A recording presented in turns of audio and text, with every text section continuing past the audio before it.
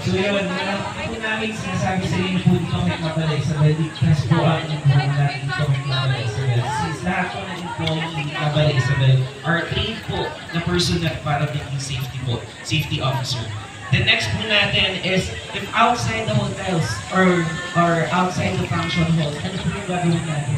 First po natin is maghanap po ng malapit na areas kung saan pwede tayo sinilo or maghanap ng shelter po. Or if ever po na wala tayong nahanap ng shelter, pwede na po yung sa ating cloth po or yung towel natin na pwede natin i-cover sa ating mukha kapag po nagkaroon na ng ashfall. Next po natin after that, is when indoors po, kung nasa loob na daw po tayo ng mga function halls or rooms, pwede po natin isarado para hindi po makapasok yung mga ash po or yung dust. Then, if ever po na mag-worse na po yung